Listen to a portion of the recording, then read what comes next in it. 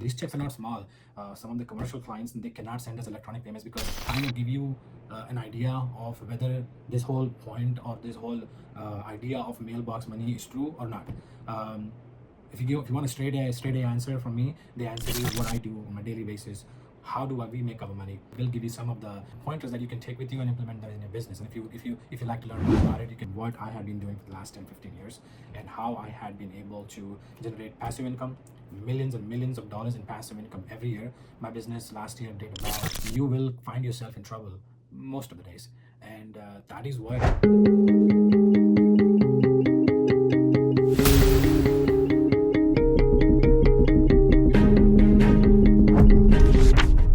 is there such thing in mailbox money, easy money, or residual income? Well, let's debunk that, and I'll give you an example of what I had been doing and how I do things.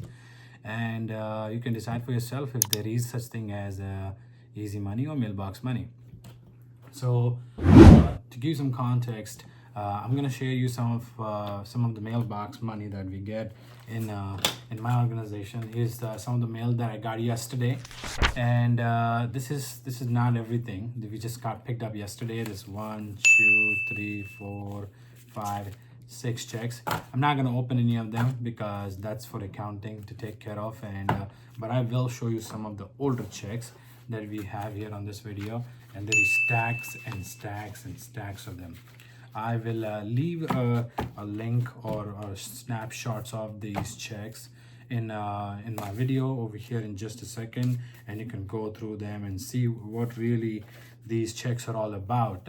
There's plenty of residual income that we make off of our business, and this is just checks. This is not all the income that we get in our business. Most of 99% of the income that we make in our business comes electronically. So this is just cherry on top.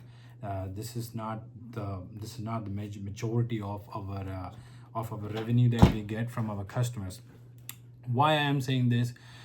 Because we've seen this term used in the financial industry, or we have seen these terms used by coaches about mailbox money.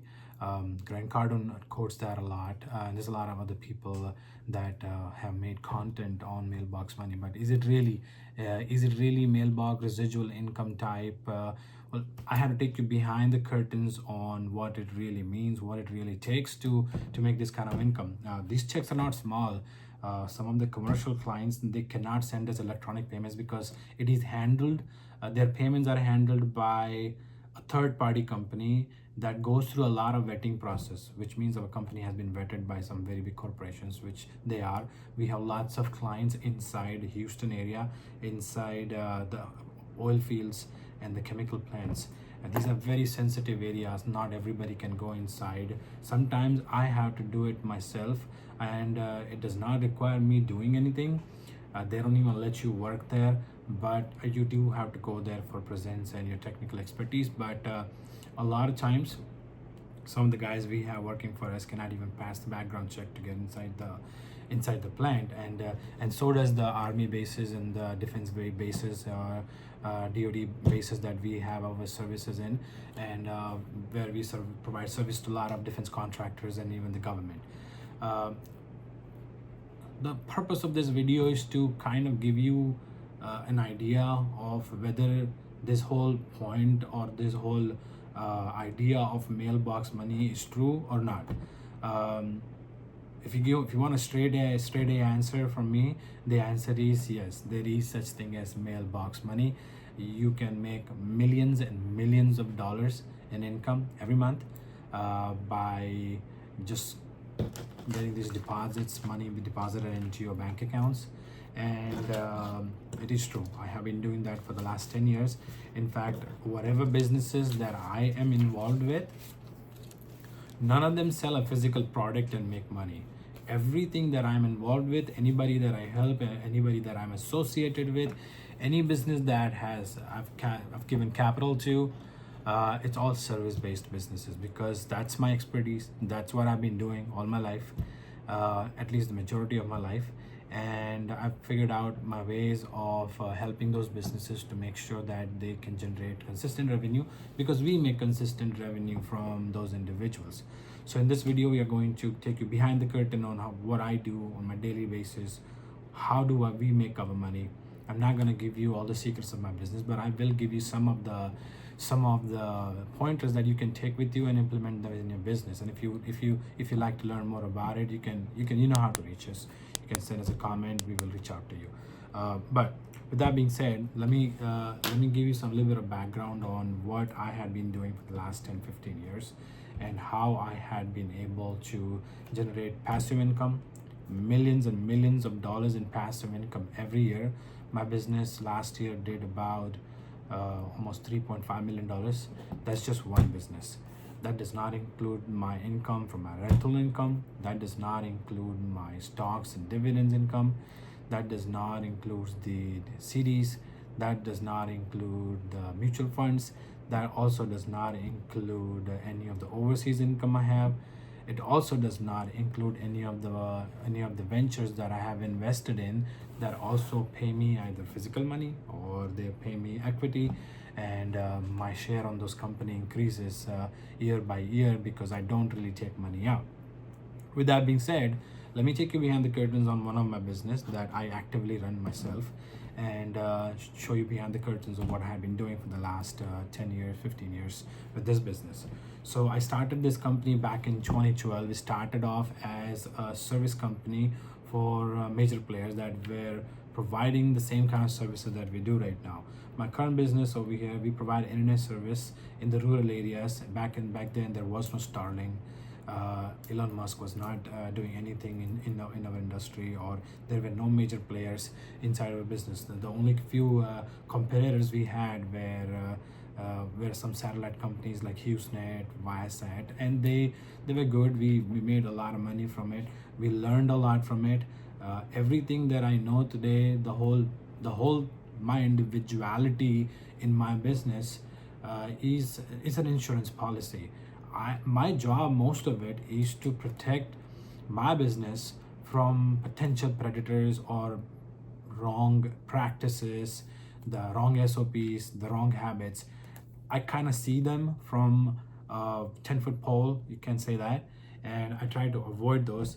And that gives my business a consistent advantage. I'm actively involved in my business, but I'm not actively doing the physical work. I have people doing stuff for me in my business, and they will continue to be in part of my business, and they will grow the business. My job is to make sure that whatever procedures we have in our business are effective today and tomorrow and continuously, and if it requires modification, we modify them. On top of that, my job is also to make sure that I provide any ongoing training to my crew to make sure they are relevant in a highly competitive market that we are in. And I do that by constantly reviewing my business. I don't have to be there on the everyday meetings in my business, but I like to be there once a week or twice a week to make sure whatever they're talking about, whatever they are following, aligns with the goals that we have, and make sure that it aligns with the success of our customers. So with that being said, I started my company in 2015. I basically started by this company I'm talking about. I started by basically selling it, installing it, and servicing it all by myself. After we had parted ways with a big corporation that I was learning from, I worked for them, and I did that work between 2012 2015, and I've learned a lot. And slowly and gradually, I moved myself into being my own ISP, and we've been running a successful ISP for the last 10 years now. This gives me the advantage of this whole mailbox money that we're talking about. The whole idea that I have on the back of my head is physical products demands and supplies changes. Competitors come, competitors grow. But you want to be in an industry where the level, where barrier to entry is high. And the barrier to entry in our business, this one I'm talking about, my internet broadband business, it is high. It requires servicing customers. It requires going into territories where most people are not comfortable going and servicing them. We are talking about driving for 7, 8, and 9 hours straight. if you don't have a presence locally, which we did not had back in the days, and we don't have to have that if you have the right products and right procedures and right equipments in place. You will not need to have somebody local available to service and install these things for you all the time. Back in the days, we used to have to go and install these things and service these things all ourselves or hire somebody local. But ever since 2021, ever since our competitors like Starlink came into market, it has normalized the whole idea of installing it, and we are able to just mail these things out to our customers. We do check our system thoroughly. We provide them with the videos on what they need to know before they get the equipment, and then information that they need to install it and to make sure it is all the do's and don'ts. Basically, they have that in the form of a video and emails to make sure they are fully educated on what they need to do, and they're installing it themselves.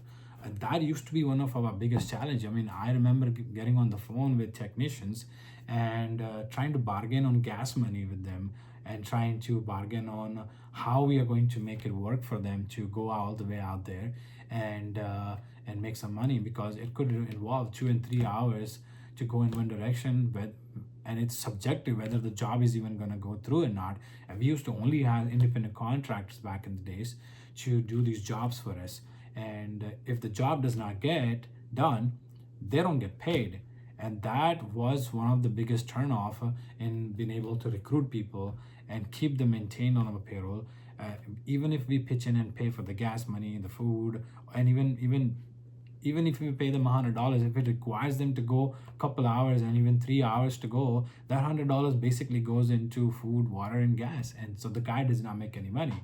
This was our challenge until we had 2021 hit, and we started the model of sending our equipments to customers and installing it. I still remember me arguing with my brother, who also works in my business. He's been working with me since 2012, and he's doing pretty good for himself. But I remember the conversation that I had with me, with him, with my wife, on how we are going to be successful in mailing out this equipment to our customers, and then they have to get up on the roof and install it and do all of that. But it took me some convincing. We did it, and now we don't have that expense. It cost us maybe $10-15 to ship an equipment, and another $10 for a dispatcher, the cost per wage to prepare that equipment and send it to a customer, and it goes out daily. It is significantly less and effortless to go that route, and we went that route and we saw our numbers skyrocket. So the learning is, I mean, this type of things happen in business all the time. You don't know what's going to work and what's not going to work. So that happened, and we obviously were servicing the customers before, so we kept building up our customer base. We also picked up a lot of business customers who were buying services from us, and they pay a whole lot more than residential customers. Still today, our 80% of our customers, actually 75% of our customers, are customers from B2C, but our 25% of our revenue now comes from B2B, and those customers are much less headache. There's a whole different way of handling them, but the whole point is it does not require a lot of hand holding, and those customers pay a lot more money. And some customers can have an invoice up to $10,000, and these checks that we have in front of us are basically the example of the kind of money we are able to make with commercial customers. Obviously, we provide them top-notch service, and we provide them effortless support, and we are always available to do a truck roll for them if needed to. So that's what it takes. If you are one of those person who's like, yeah, I'm not too sure about dropping what I'm doing right now and go help a customer out even at the middle of the night, which I never had that instant where we had to roll truck to a customer on the middle of the night and go 2-3 hours away. That has never happened to us. But if you don't have the right procedures in place, if you're not testing everything correctly, if you don't have all all the learnings from your failures, and if you're not applying all those in your learnings, then you may have to run at the middle of a night to take care of a customer, whether it be a tenant on your long-term rental, short-term rental, or whether it is your customer. Things will happen if you haven't learned from your mistakes, and if you haven't made some changes to it. You will find yourself in trouble most of the days. And that's the value that we have. That's the value that I have in my business, that I have added to make sure that I'm able to prevent any problems from happening. So, with that being said, I just gave you a background on how we do it. And remember this: it's the in some situations I cannot dispatch anybody, and so I have to be there to make sure that I can bypass all the hurdles that are there in between reaching a customer. Like I said, sometimes you cannot have one of the technicians driving a car that has an expired tag, or they had something on their background that they cannot pass the background check. When we go into a base, we always have to go to a background check, and we are given a pass over there for a limited amount of time, which we have to get in and get out of between that time frame. And there are lots of restriction on working inside a chemical plant or a base, and you have to be fully aware of those. And sometimes you have to even take a module before you even enter inside, and those modules expire every 30 days. So just to get inside a chemical plant, I have to take a module that takes about an hour just to do, and the 3 hours of drive that I had to go to that I had to do to get to the job. All that is involved in getting this whole mailbox money that most people talk about is easy money. If you call this easy money, sure, you can call that easy money. I don't have to work hard for it daily, but when I do have to work for it, I have to be very patient. Some days if you actually put in a dollar value to the time that you put in your business, you really don't make any money, and you actually lose money most of the days.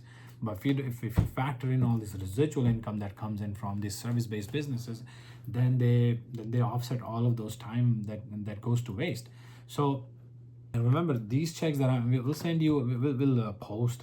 My team is going to do some screenshots of this check, so you can get some perspective on how big these checks are. They are not $50 checks or $100 checks. They're big, and these are just a small portion of the revenue that our business does. So yeah, mailbox money is a real thing. You can make millions and millions of dollars with residual income.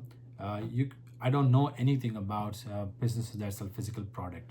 I may have had some exposure of them, but it's not my expertise. I never want to touch it with a 10-foot pole, and I like to stay away from it. And I have seen tremendous success in staying into small businesses or mid-sized businesses, helping them out, and also do the same thing for myself, because we do have a marketing company that I also own, that I'm partnered with, and I have added my 2 cents over there, which is my learnings, and I am a majority stakeholder there, and I have a beautiful team of people working that day and night and growing that business significantly. And also, that part of the income is not in these stacks.